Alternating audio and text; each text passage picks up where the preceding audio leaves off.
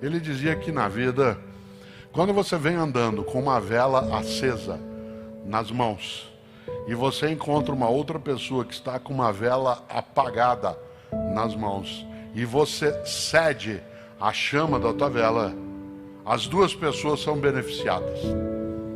Olha que exemplo bom. Quando você vem andando, você está com uma vela acesa e a outra pessoa com uma vela apagada, você empresta, entre aspas, a chama da tua vela e você nada perde. Quando você cede a chama da vela que está contigo, ambos ficam mais iluminados. Afinal de contas, parte daquilo que é a partilha representa exatamente a nossa condição de nós iluminarmos mais a nossa trajetória. E uma das coisas é, juntas e juntos, sermos capazes do ainda dá.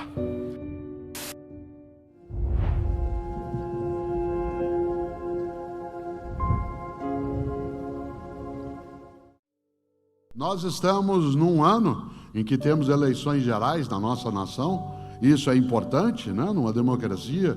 E eu acho que um dos programas de formação da vida mais belos que eu já vi foi trazido um dia por Jesus de Nazaré. Uma pessoa que não tinha um mandato, que não estava vinculado a algo que hoje a gente chamaria de política institucional, mas que, é claro, fazia política no sentido mais belo que os gregos trouxeram. Vocês sabem que a palavra política, né, no grego antigo equivale à palavra cidadania no latim antigo. É que uma é grega, outra é latina. Polis é comunidade de vida. Eu acho engraçado que algumas pessoas dizem assim: eu não me meto em política, o que eu quero é fazer cidadania. Se ela estudasse um pouco mais de idiomas antigos, ela ia entender que nós estamos falando da mesma coisa, só que uma é em grego e outra em latim. A sensação que dá é que política é uma coisa feia, suja, não merecida, e cidadania é uma coisa elevada. E ela significa o mesmo, com uma diferença: o idioma de origem e o uso que nós damos no cotidiano. Mas quando Jesus de Nazaré, ele interfere na vida da comunidade, ora, Jesus de Nazaré, utilizando o termo histórico, foi capaz de algumas mensagens para implantar a perspectiva de a vida devia ser melhor, e será. Uma delas aparece num dos 4 evangelhos, o único que não é sinótico, né? Não é como o evangelho de Marcos, de Mateus ou de Lucas, que é o evangelho de João, que é o evangelho um pouco mais filosófico para quem já o leu, né? Ele tem uma marca de reflexão muito embasada no que a gente chamaria, né, de filosofia e teologia mais adiante. E no evangelho de João há ali algo, repito, tanto faz se você tem religião ou não, porque isso é uma escolha tua, mas que algumas mensagens, elas são fundas, vindas de vários lugares, e uma é essa que eu vou dizer: Jesus de Nazaré. Há um registro no Evangelho de João, capítulo 10, versículo 10. Algo atribuído a Jesus de Nazaré, que eu acho magnífico como proposta de convivência, de vida, portanto, uma ação política, não necessariamente partidária, né? Porque isso é outra forma de fazer, é um dos modos de fazer política. E o grande, o especial, Jesus diz: quero que tenhais vida e vida em abundância. Eu acho isso genial.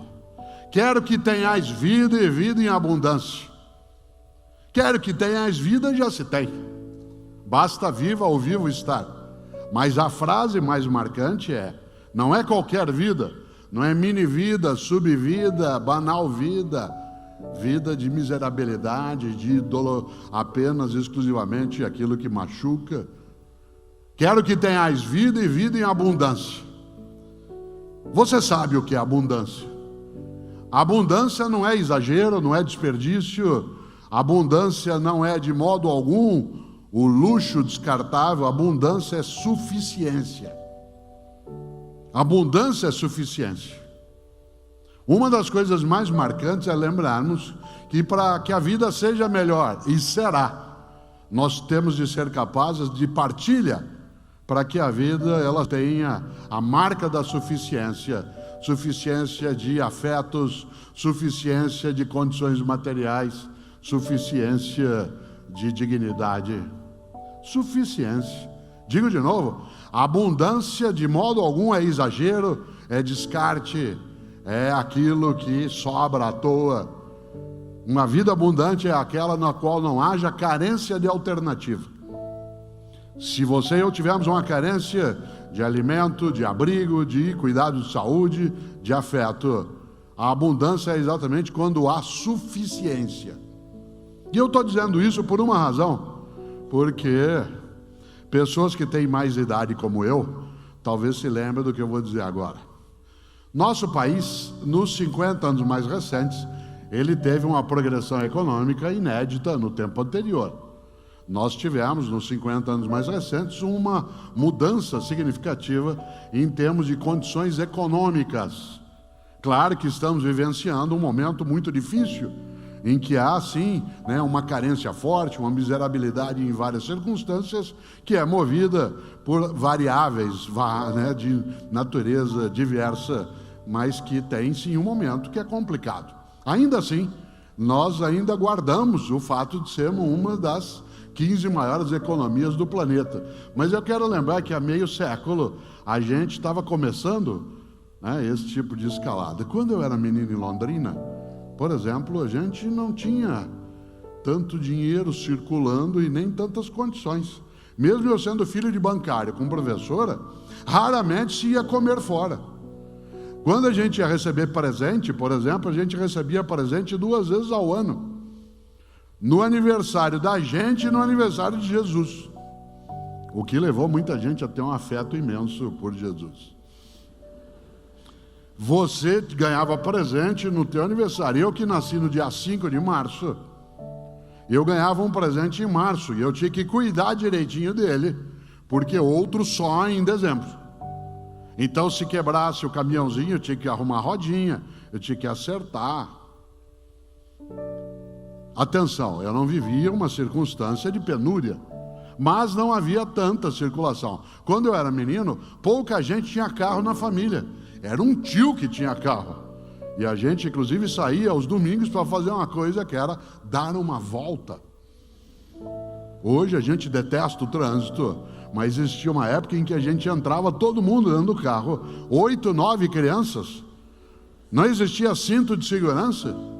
Alguns no Fusca iam lá atrás, naquela parte aberta do banco de trás, em que estranhamente se negava a lei da física, que dizia que 2 corpos não ocupam o mesmo lugar.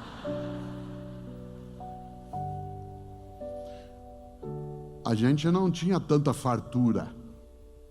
Quem aqui foi formado em famílias de pessoas que tiveram que trabalhar na roça, arrumar as coisas, foram para o campo, sabe o que significa? Hoje, mesmo pessoas com uma condição econômica menor são capazes de ter mais bens, menos do que precisariam, mas mais do que já se teve. Por exemplo, vários de nós, quando crianças, repito, não era uma família que não tivesse recursos, a gente tinha um sapato ou 2, tinha uma calça ou 2.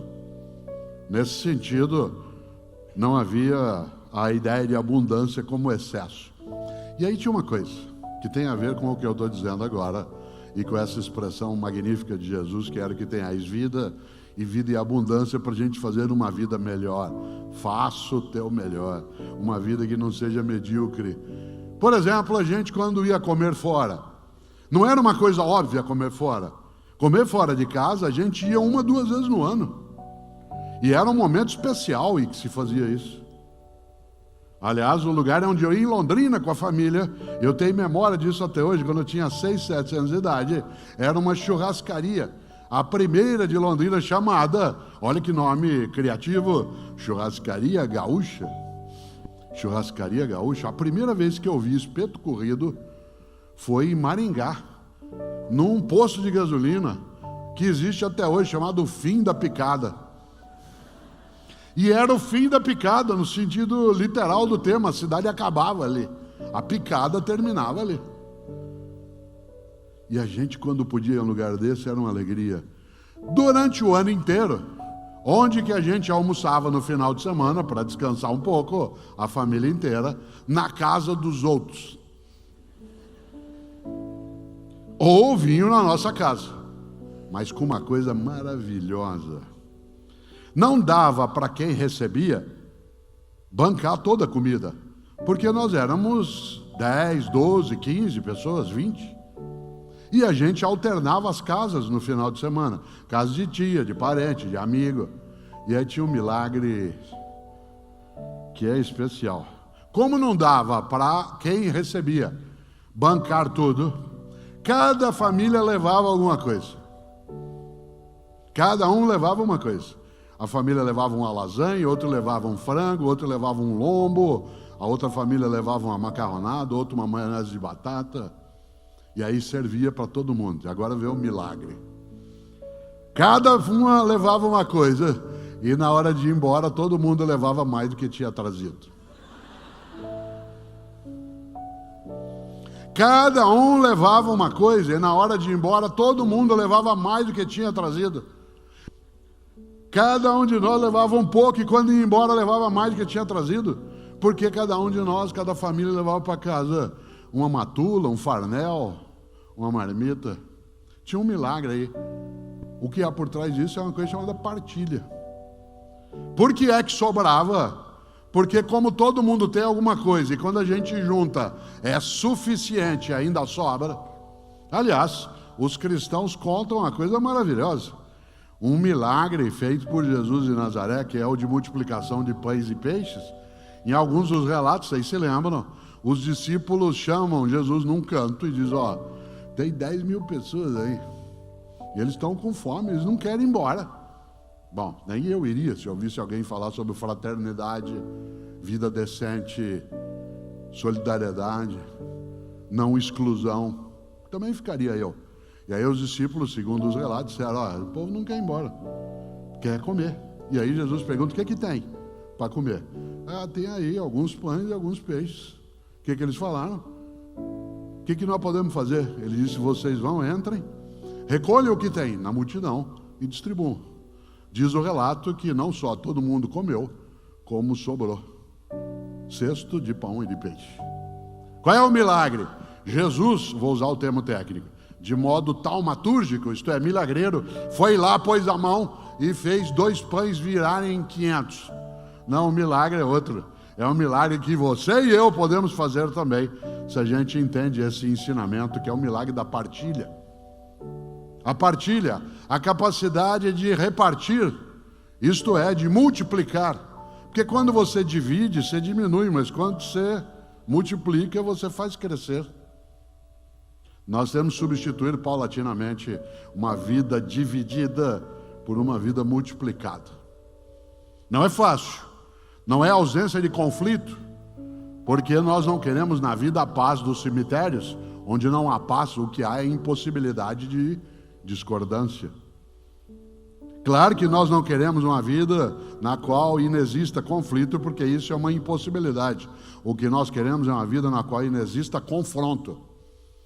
Conflito é divergência de postura, de convicção, de percepção. Confronto é a busca de anular a outra pessoa. E se a gente achar que a vida devia ser melhor, e será, nós temos de prestar atenção em várias frases. Uma delas é essa de Jesus de Nazaré, que tem uma beleza maravilhosa dentro de uma ideia. Vou dizer de novo, quero que tenhais vida e vida em abundância. Mas se você notou, olha que beleza, a frase está no plural.